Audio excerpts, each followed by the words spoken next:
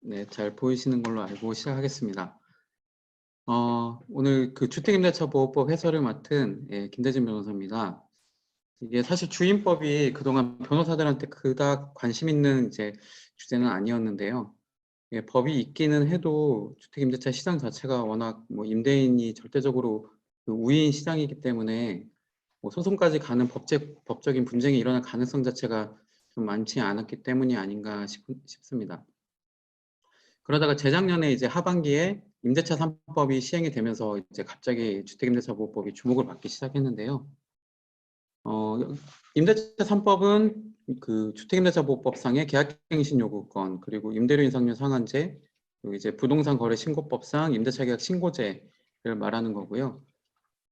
주택임대차 보호법, 그 개정된 주택임대차 보호법은 2020년 7월 31일 날 이제 공포가 돼서 시행이 됐고, 이 임대차 신고제는 작년 6월부터 이제 시행이 되기 시작해서 그 이제 이번 그 5월 31일까지 계도 기간을 거쳐서 이제 6월 1일부터는 신고를 안 할 경우에 그 과태료가 부과됩니다. 이제 실제로 임대차 3법 이후에 시행 이후에 임대인하고 임차인 사이의 법적 분쟁이 늘어나고 있는 걸로 보이는데요. 이 때문에 임대차 3법이 분쟁을 부추긴다거나 뭐 임대차 3법 때문에 임대료가 급등했다, 뭐 이런 비판을 받기도 합니다.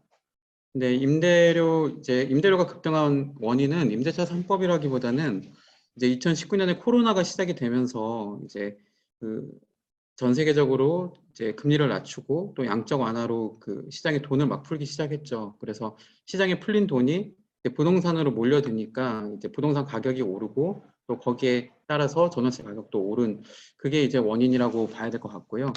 오히려 이제 전월세 가격 추이를 통계를 보면은 이제 2020년 상반기까지는 계속 이제 가격이 급격하게 상승을 하다가 이제 하반기에 5% 인상률이 적용되는 갱신 계약이 이제 생겨나면서 신규 계약과 갱신 계약 사이에 이중 가격이 형성되기 시작했거든요. 근데 이제 이중 가격이 뭐 비판을 받기도 하지만 이 이중 가격이 오히려 임대차 3법으로 인해서 임대료가 더 급등하는 것을 막는 역할을 했다고도 볼 수 있을 것 같습니다. 한편으로 이전보다 법적 분쟁이 늘어난 것도 사실이긴 한데요. 뭐 개인적으로는 그동안 제대로 보장받지 못하던 임차인의 권리가 자리 잡는 과정이 아닌가 뭐 생각합니다. 물론 지금 개정된 법도 보완할 부분이 많은데요.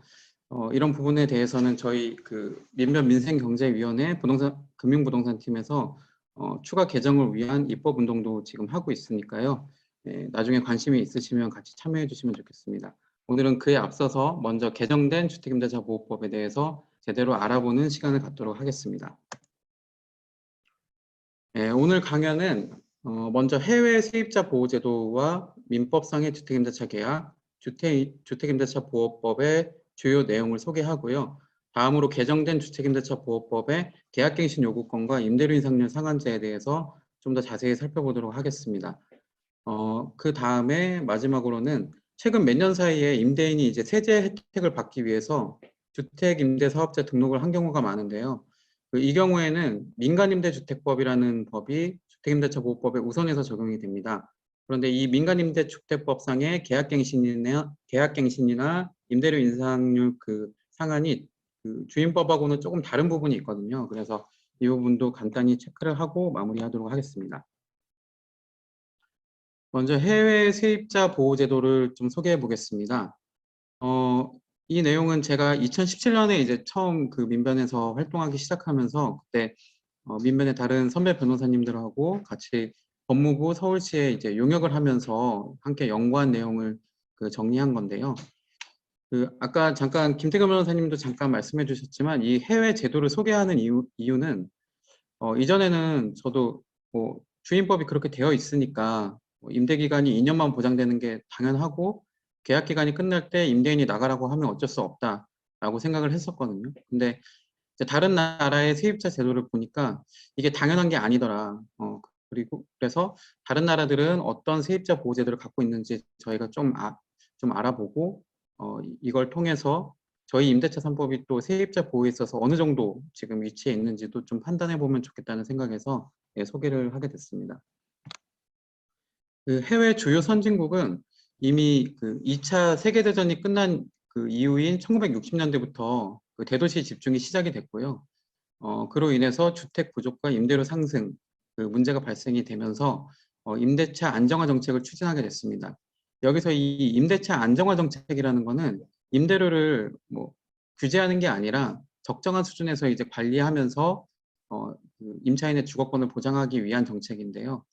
그 몇 가지 제도가 있는데 이 제도들이 각각 운영되는 게 아니라 그 임대차 갱신 제도를 기본으로 해서 이제 갱신을 할 때 임대인과 임차인이 임대료 협상을 하기 위해서 그 참고할 만한 비교 임대료, 표준 임대료 이런 임대료와 관련된 정보를 제공하고 또 이제 갱신을 할 때나 아니면은 임대료를 조정을 할 때 협상이 제대로 되지 않아서 그 분쟁이 발생했을 때 그 해결을 소송에 맡기는 게 아니라 보다 간이하고 신속한 그 조정 절차를 통해서 해결하는 분쟁 조정 제도를 갖고 있고요. 또 마지막으로 임대료를 인상하더라도 일정한 상한선을 정해서 임대료 급등을 막는 임대료 인상률 상한제 이 네 가지 제도가 유기적으로 그 연결돼서 운영되는 제도라고 생각하시면 되겠습니다. 이 임대차 안정화 정책의 핵심은 기본적으로는 장기 임대차를 보장해서 임차인의 주거를 안정시키고 임차인이 임대인과 대등한 지위에서 임대차 관계를 정할 수 있도록 하는 데 있다고 할 것입니다. 이제 몇몇 나라를 좀 살펴볼 텐데요. 먼저 독일은 이게 제가 그 당시에 처음 연구를 하면서 가장 충격을 받은 부분이었는데 그 독일의 경우는 임대차가 아예 그 기간을 정하지 않은 무기 임대차가 원칙입니다. 만약에 임대인이 계약 해지를 하려면 뭐 차임 연체라든지 아니면 임대인이 직접 거주하려는 등의 그런 정당한 사유가 있어야 하고요. 정당한 사유가 있다고 하더라도 만약 계약을 해지하는 게 임차인한테 너무 가혹한 경우, 뭐 예를 들면 임차인이 너무 고령이거나 아니면 경제적 형편이 어려운 경우, 이런 경우는 또 해지를 제한하고 있습니다. 임대료 같은 경우는 이제 표준 임대료라고 해서 여기 지금 화면에 보시면은 동일 또는 유사한 지역에서 유사한 종류, 크기, 시설, 성상 위치 및 에너지 시설을 가진 주택의 통상적인 임대료라고 되어 있는데 그 표준 임대료를 보면은 뭐 방 개수, 화장실 개수에 따라서 표로 정리해가지고 그 어떤 그 방 개수나 화장실 개수, 뭐 이 에너지 설비가 최신 시설인지 아닌지 이런 거에 따라서 표로 임대료 그 수준을 정리를 해놓고 있어요. 그 이거를 2년에 한 번씩 발표를 하는데요. 그 이 표준 임대료에 따라서 임대료를 그 인상을 할 수 있는 게 원칙이고 여기에 더해서 3년에 20%, 또 대도시 같은 경우는 3년에 15%의 상한율이 적용이 됩니다. 그리고 최근에는 이 신규 임대차 계약을 할 때 그 최초 임대료에 대해서도 표준 임대료의 10% 이내로 제한을 하고 있고요. 더 놀라운 거는 이제 베를린 같은 경우는 아마 기사를 보신 분도 계실 텐데 2020년 2월에 5년간 임대료를 동결하겠다라는 결정을 했었거든요. 근데 이 결정이 이제 헌법재판소에서 결정을 받게 됩니다. 근데 이 위헌 결정은 임대료 동결 자체가 위헌이라서 그 위헌 결정이 난 건 아니고요. 그 베를린 주 정부가 이런 임대료 동결 여부를 결정한 권한이 없다라는 취지에서 위헌 결정이 나기도 했습니다. 다음으로 프랑스는 이제 임대 기간은 독일하고는 다르게 그 임대인이 개인인 경우는 3년, 법인인 경우는 6년 이렇게 정해져 있는데요. 그렇지만 임대 기간이 만료돼도 임대인한테 마찬가지로 정당한 사유가 있어야지만 계약 해지가 가능합니다. 그리고 임대료는 과밀 주거 지역과 비과밀 주거 지역으로 나눠서 좀 다르게 규제를 하고 있는데요. 과밀 주거 지역만 살펴보면 기준 임대료, 이것도 이제 독일의 그 표준 임대료랑 비슷한 거죠. 기준 임대료의 20%를 초과하지 못하도록 제한을 하고 있고요. 이 제한은 임대차 계약이 갱신될 때뿐만 아니라 그 신규 임대차 계약을 체결할 때 최초 임대료에 대해서도 동일하게 적용이 됩니다. 이제 영국은 대표적으로 이제 독일하고 프랑스하고 비교가 되는 사례인데요. 그 이제 계속 그 세입자 보호 제도를 대처 정부가 들어서면서 계속 완화를 해왔습니다. 그래서 현재는 임대차 그 보장 기간이 6개월밖에 안 돼요. 그리고 이것도 임대인이 2개월 전에만 통지를 하면은 임대차를 종료시킬 수 있는 그 보장 단기 임대차라는 그 임대차 제도가 그 전체 잉글랜드 웨일스의 민간 임대차의 약 80%를 차지할 정도로 압도적으로 다수입니다. 그래서 2017년 기준으로는 평균 거주 기간이 3.9년밖에 안 되거든요. 근데 이게 재밌는 게 저희 그 2020년 주거 실태 조사를 보면은 저희 그 우리나라의 그 임차 가구의 평균 거주 기간도 3.7년밖에 안 돼요.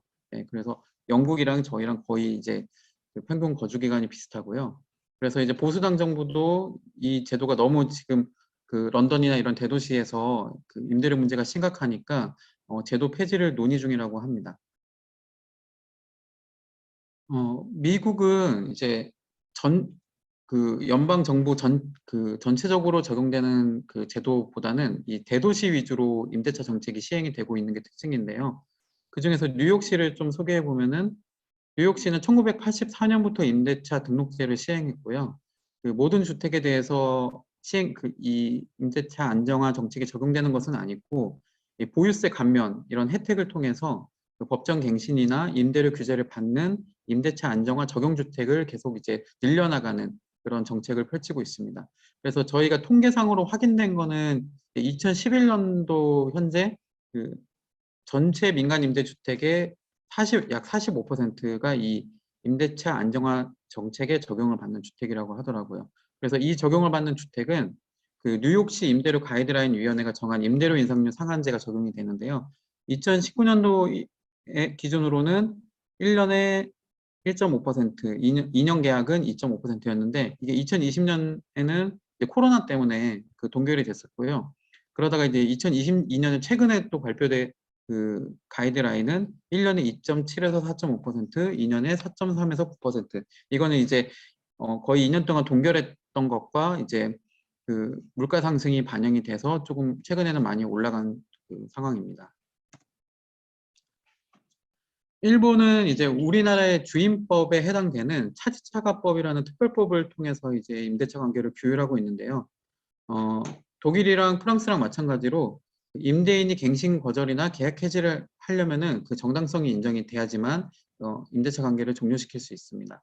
그리고 이제 특이한 것은 이 정당성 여부를 그 법원이 최종적으로 판단을 하는데 그 세입자한테 일정한 퇴거료를 보상하면 그걸 조건으로 또 정당성을 인정해서 갱신을 거절하거나 임대차 관계를 종료시킬 수 있도록 하는 제도를 운영하고 있다고 하고요. 임대료는 특별히 제한을 하지는 않고 있는데 법원이 조정제도를 통해서 적정하게 임대료를 조정하는 구조라고 합니다. 그리고 이제 여기까지는 저희가 2017년도, 18년도에 그 조사한 내용인데요. 그 밖에도 그 최근에 OECD에서 그 나온 자료를 보면은 OECD 국가 중에서 덴마크, 룩셈부르크, 네덜란드, 스웨덴 이런 나라들도 아까 독일이랑 마찬가지로 기간을 정하지 않은 그 무기 임대차 계약이 그 대부분이라고 하고요. 임대료를 이제 정기적인 인상에 대해서 규제를 하는 나라가 23개국이고 그 중에서 최초 임대료, 그러니까 신규로 임대차 계약을 체결할 때 그 임대료도 규제하는 나라가 13개 국가라고 합니다. 위에서 보시겠지만 저희는 지금 주택임대차보호법에 2+2라고 해서 기본 2년 계약 보장에 계약갱신권을 1회만 보장해서 2년 더 거주할 수 있도록 되어 있거든요. 그래서 어떻게 보면 저희가 최소한 수준에서 그 지금 갱신권을 보장한다고 할 수 있습니다. 여기까지가 이제 해외 세입자 보호 제도를 소개해 드렸고요. 이제 민법상 주택임대차 계약에 대해서 좀 살펴보겠습니다. 그 민법에 있는 주택임대차 규정은 뭐 기본적인 내용들은 다 아실 걸로 생각해서 뭐 하나하나 살펴보지는 않겠고요. 실제로 이제 임대차 관련된 상담을 할 때 이제 가장 문제되는 것 중에 하나가 이제 수선 문제거든요. 그 누가 수선 의무를 부담하는지 관련해서 판례만 두 개 정도 살펴보고 넘어가도록 하겠습니다.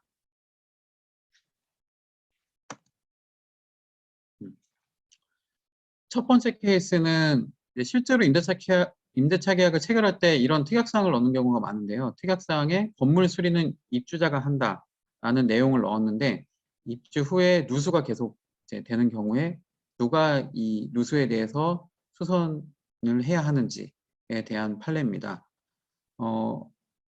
이에 대해서 그 대법원은 여기 빨간 글씨를 보시면 임차인이 이제 별 비용 안 들이고 손쉽게 고칠 수 있는 정도로 사소한 거는 이제 임차인의 사용 수익을 방해할 정도의 것이 아니라면 임대인이 수선 의무를 부담하지 않는다. 그러니까 임차인이 수선 의무를 부담한다는 의미죠. 그리고 근데 수선하지 않으면 임차인이 계약에 의해서 정해진 목적에 따라 사용 수익할 수 없는 상태로 될 정도면 그런 경우에는 임대인이 수선 의무를 부담한다라고 판시를 하고 있습니다. 이거는 이 앞쪽에 지금 수선 의무에 관한 민법 제 623조 규정상 임대인이 임차인에게 그 주택을 사용 수익에 필요한 상태를 유지하게 할 의무가 있기 때문에 거기서 이제 도출이 된 거고요. 그리고 이제 이 대법원 판례는 이 건물 수리는 입주자가 한다라는 이 특약에 대해서도 이 특약이 구체적으로 수선 의무의 범위를 명시하고 있지 않으면 대파손의 수리, 건물의 주요 구성 부분에 대한 대수선, 기본적 설비 부분의 교체 등과 같은 대규모 수선은 여전히 임대인이 그 의무를 부담한다고 해서 그 해당 사안에서는 임대인의 수선 의무를 인정했습니다. 이 대법원 판례가 어떻게 보면 수선 의무에 대한 그 일반적인 기준을 제시한 판례이긴 한데요. 이제 실제 상담을 해보면은 실무상 누가 수선 의무를 부담하는지 판단하기가 좀 쉽지 않은 경우가 많거든요. 개인적으로는 뭐 소모품이나 이런 거는 당연히 이제 임차인이 부담을 해야 하고, 또 임차인 과실로 만약 뭐 망가졌다라고 하면은 그 부분도 임차인이 부담해야 하지만, 뭐 누수나 뭐 보일러 고장 이런 것들 뭐 그러니까 비용이 좀 많이 들어가는 것들은 임대인이 부담하는 것으로 저는 개인적으로 안내를 하고 있고요. 또 저희 김태경 변호사님이셨던 것 같은데 또 전세랑 월세를 구분해서 전세의 경우에는 좀 임대인의 수선 범위를 조금 더 좁게 보시기도 하시더라고요. 그래서 일단 이 대법원 판례가 일반적인 기준이긴 하지만 이 기준에 따라서 개별적인 사안마다 조금 판단을 좀 해봐야 될 것 같습니다. 두 번째 케이스는 그 임차인의 통지 의무에 관한 그 서울중앙지방법원 판례인데요. 사안을 보면은 임차인이 이제 다가구 주택에서 거주하는 동안에 수시로 이제 뭐 천장에 물방울이 고이고 뭐 창문에서도 물이 흘러내리고 그래서 벽지가 젖고 뭐 곰팡이가 쓸고 뭐 이런 이유로 이제 임대인을 상대로 손해배상 청구를 했거든요. 근데 여기서 이제 법원이 그 임대인이 통지를 받지 못함으로 인해서 목적물에 대한 수선을 할 수 없었던 범위 내에서는 그 수선 의무 불이행에 따른 손해배상 책임은 물론 하자담보 책임에 따른 손해배상 책임도 부담하지 않는다. 라고 판시를 했습니다. 그러니까 임차인이 뭔가 그런 뭐 물이 새거나 이랬는데 제때 통지를 안 해서 그 통지를 하지 않아서 손해가 확대가 됐다. 그런 손해에 대해서는 이제 임대인이 책임이 없다라고 판시를 한 건데요. 그래서 뭐 상담을 할 기회가 있으시거나 할 때도 화재가 발생되면 일단 사진 촬영 후에 즉시 임대인한테 통지를 하고 그 통지했다는 내용을 뭐 문자나 그런 어떤 증거 자료를 남겨놓으라고 그렇게 안내를 해주시는 게 좋겠습니다. 이제 주택임대차보호법으로 넘어가서요. 그 개정된 내용을 살펴보기 전에 그 주임법상의 임차인 보호와 관련된 이제 내용들을 조금씩 먼저 살펴보겠습니다.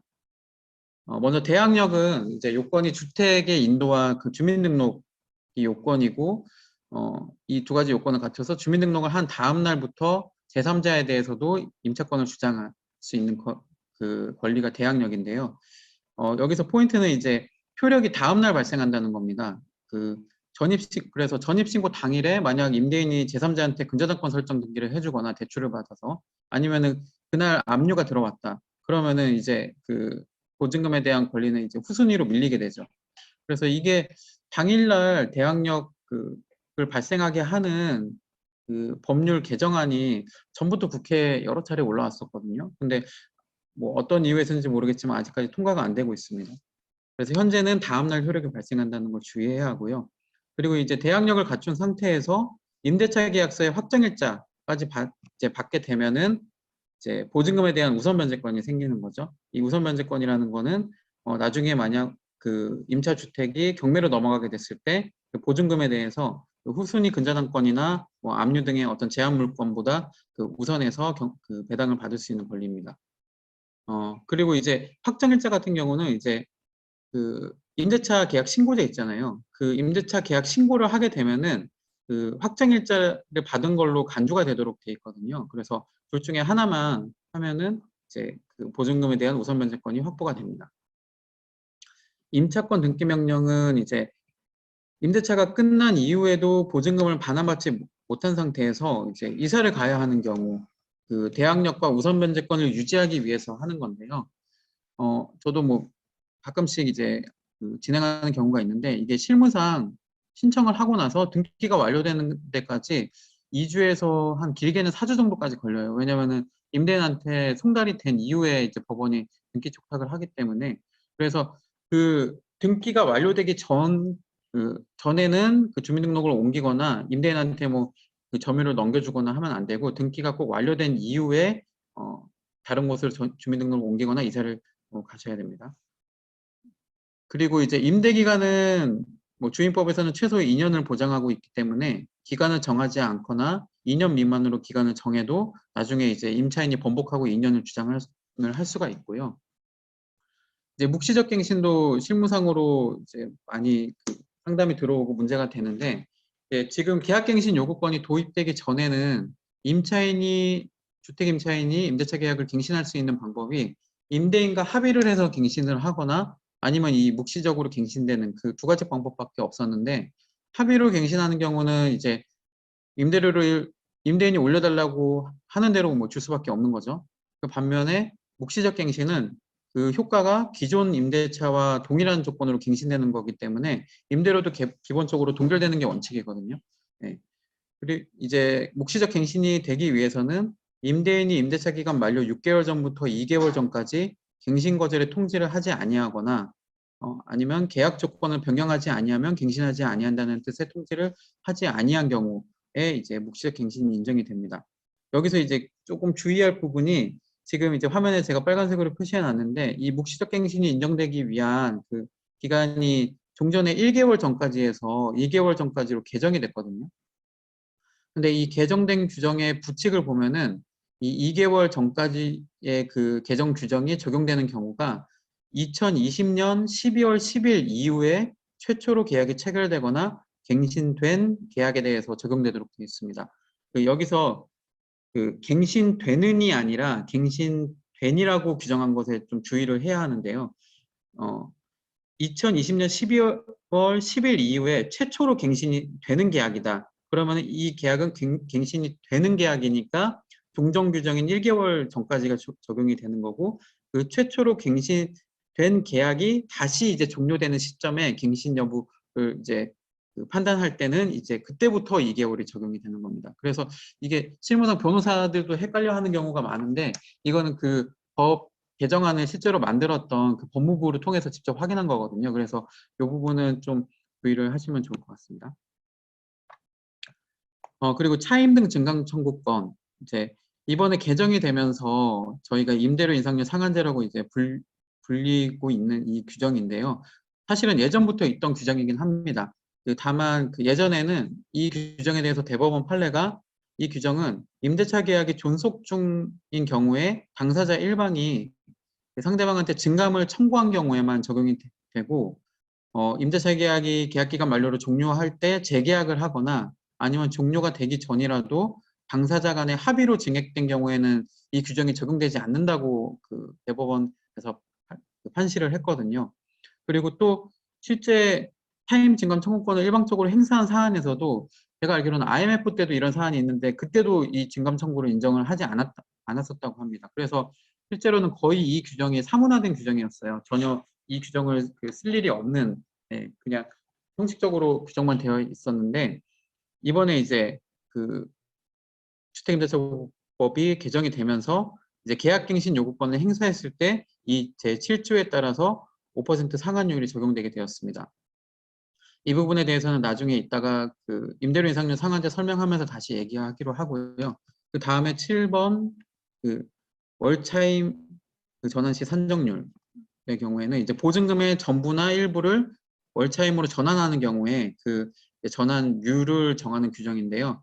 현재는 그 한국은행 공시 기준금리 1.5%에 대통령령으로 정하는 이율 2%를 더해서 3.5%가 적용이 됩니다. 보증금 1억 원을 월차임으로 전환하면 그 1억의 3.5%인 350만 원에서 다시 이거를 12개월로 나누면 월 한 29만 원이 되거든요. 그러니까 1억을 전환하면 월세로 전환하면 29만 원 정도로 전환 되는 거고요.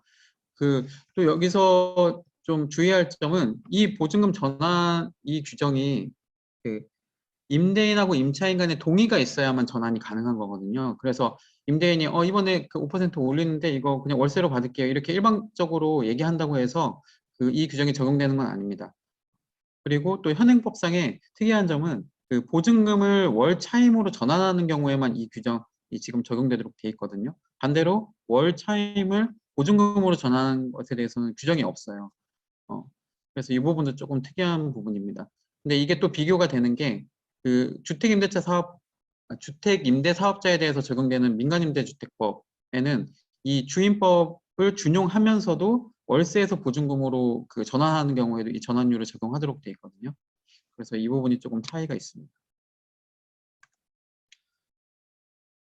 다음에 초과 차임 등의 반환 청구 제10조의 2는 이제 방금 전에 보신 제7조에 따른 증액 비율이나 제7조의 2에 따른 월차임 산정률을 초과해서 지급한 임대료에 대해서 반환 청구가 가능한 건데요. 이 규정은 사실상 이제 보증금의 경우에는 나중에 어차피 돌려받는 거니까 전세의 경우에는 크게 의미가 없고, 월세가 있는 경우는 이 규정을 적용해서 반환 청구를 할 실익은 있을 수 있습니다. 다음으로 소액 보증금 최우선 변제권. 예, 이거는 이제 경매에서 배당이익 사건 해보신 분들은 좀 잘 아실 텐데요. 지역별로 우선 변제를 받을 수 있는 임차인과 보증금의 범위가 다릅니다. 근데 이 금액 자체가 여러 차례 개정이 돼서 저도 이제 외우려고 해도 잘 안 외워지는데, 현재 규정상으로는 서울시는 이제 보증금이 1억 1,000만 원 이하인 임대차 계약에 대해서 3,700만 원까지만 최우선 변제를 받을 수 있습니다. 그래서 제가 전에 어떤 상담을 해보면은 공인중개사 사무실에서 집주인이 이제 좀 대출이 많고 그러니까 3,700만 원 이하로 아예 그냥 계약을 하면 안전하다라고 해서 계약을 이제 유도하는 경우가 있더라고요. 근데 이게 또 뭐가 문제가 되냐면은 사행위가 될 수가 있거든요. 그래서 그런 상담도 좀 했었던 기억이 나고요. 또 이제 이 규정을 적용할 때 유의할 점은 방금 말씀드렸듯이 이제 시행령이 여러 차례 금액이 개정이 됐는데 시행령 부칙상에 이 개정된 규정을 존속 중인 임대차 계약에 대해서도 적용을 하되 시행 전에 만약 임차주택에 담보물건이 있다 그러면은 담보물건을 취득한 사람에 대해서는 종전 규정을 따르도록 되어 있거든요. 그래서 선순위 근저당권이 만약 설정이 되어 있다라고 하면은 근저당권이 설정된 시점에 금액을 기준으로 이 최우선 변제권 이 확보되는지 여부를 판단해야 됩니다. 그리고 마지막으로 이제 지금까지 이제 설명드렸던 내용은 다 편면적 강행 규정이라서 임차인한테 불리한 것은 이제 효력이 없는 거고요.